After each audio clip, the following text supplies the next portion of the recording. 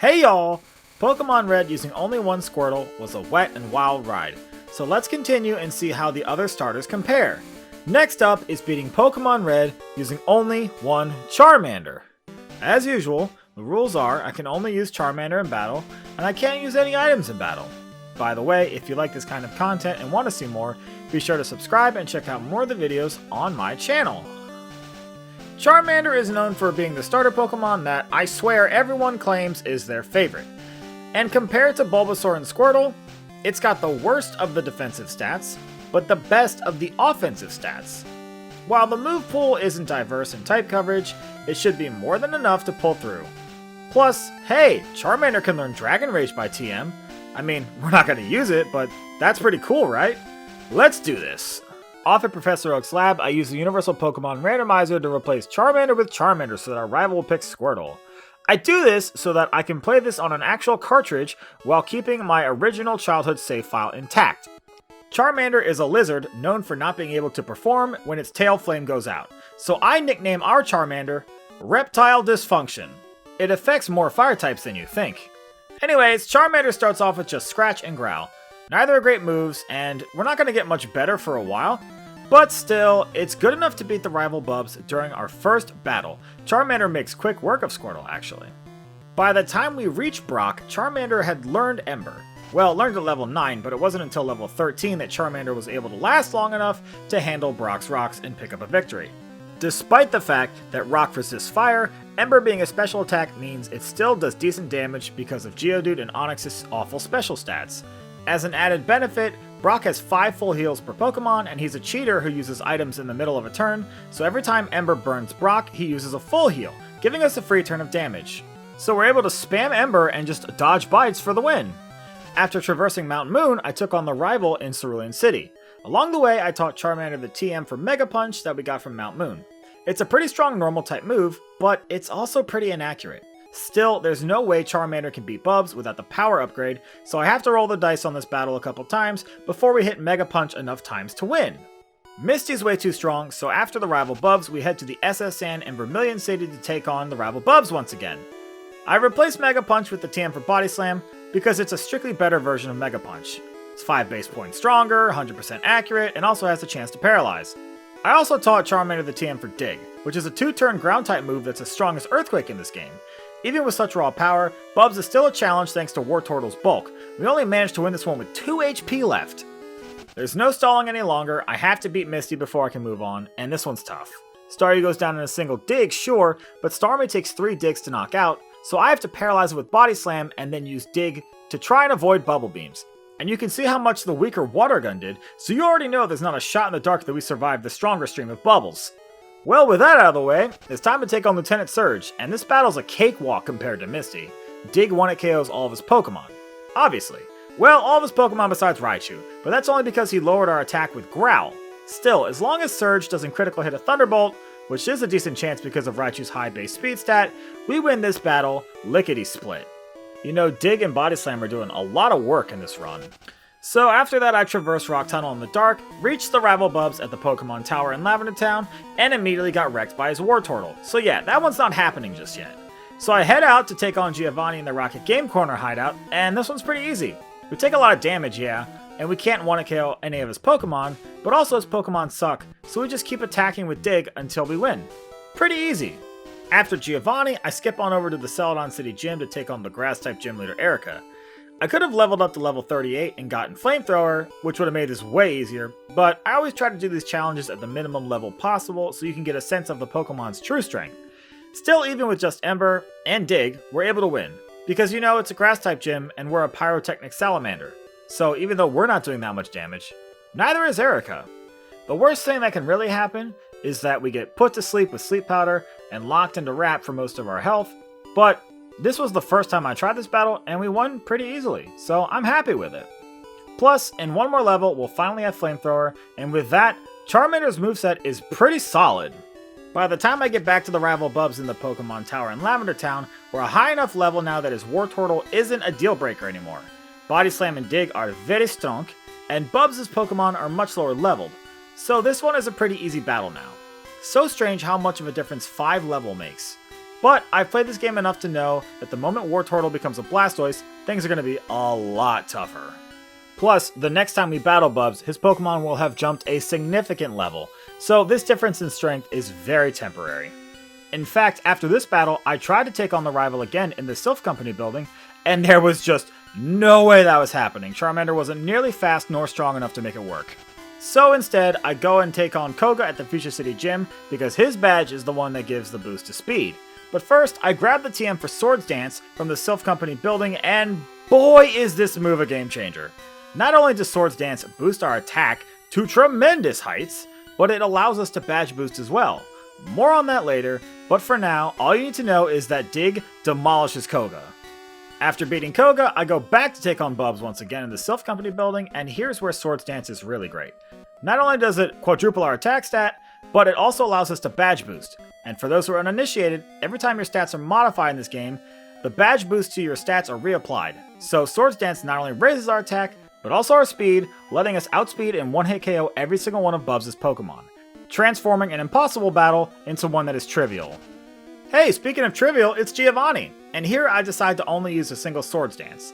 Since his lead Nidorino can't do much, I could set up all three, but at this point I kind of feel bad for Giovanni, so I take it easy on the guy. He in turn repays my merciful nature by critical hitting a Comet Punch on Kangaskhan, you know, like a jerk. So I've had enough of this clown, let's get him out of here.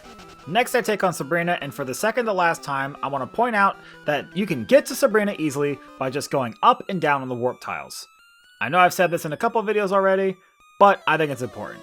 As for the actual battle, well, this one is a breeze with Swords Dance. Seriously, all we gotta do is just set up a couple Swords Dance, and then her physically weak Pokemon fall to our tremendous attack stat. I only go for 2 because I think 3 would be overkill, and even with the badge boost though, Alakazam actually does survive, but it goes for Psywave like usual. After decimating Sabrina, I head to the Cinnabar Island Gym to rake Blaine over the coals. A single Swords Dance and a deluge of digs are all it takes, even though his Arcanine is able to survive our dig on the tiny sliver of health, but it goes for a useless roar. So we prove that we're the superior Fire-type trainer, plus Blaine is bald, so na-na-na-boo-boo. Last in the gyms is Giovanni, and this is the first one in a while where I actually need 3 Swords Dances, but that's just so we can badge boost to outspeed the Doug Trio, which otherwise will knock us out with Dig, and that's not great. But besides the Subterraneous Mole, Giovanni's team is whack. They all go down to Dig, and I'm honestly kind of impressed. Even Rhydon goes down in a single dig from a friggin' Charmander. Like, in what universe does a little lizard decimate a Rockzilla? So next up is Bubs, and this is the first battle in a while where I was just kinda stuck. His Pokemon are pretty strong, and Blastoise in particular is a problem. Pidgeot always does a bunch of damage while we're setting up Swords Dances, and even with our attack boosted, we can't one-hit KO the Blastoise. Even worse, it knows Hydro Pump, which can knock out Charmander even through the badge boost to special that we get from the Volcano badge. Luckily though, Blastoise misses a Hydro Pump and then wastes its turn going for Withdrawal, giving us the win. Well, we're at the Elite Four, and like the other starters, the stats are pretty meh, but this moveset is actually pretty spectacular, and Swords Dance in particular is an incredible move. Plus, Charmander has crazy good coverage.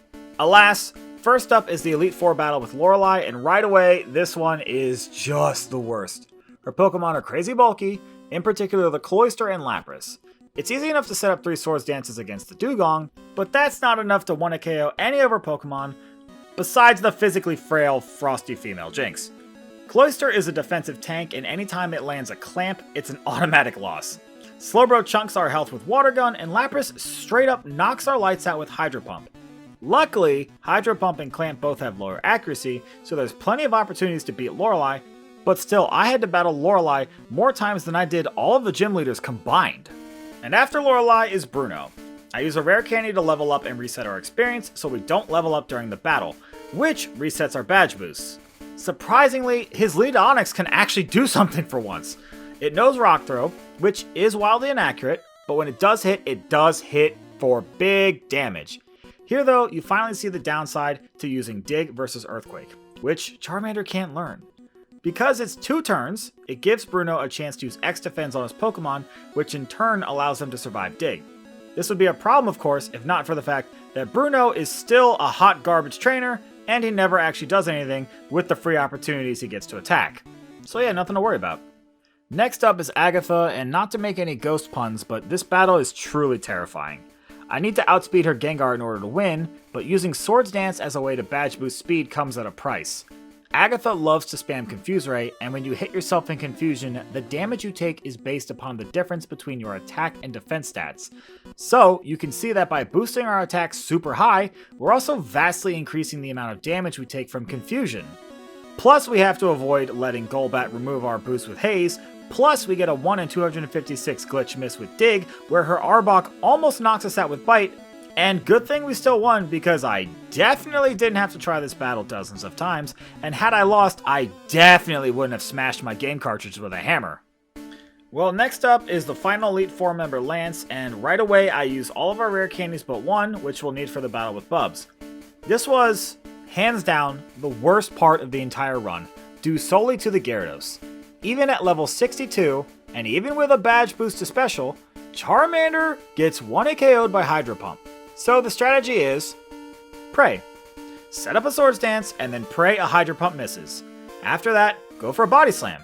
And then not only pray that you get the favorable damage roll to make it a 2-hit KO, but also pray that you get a Paralysis.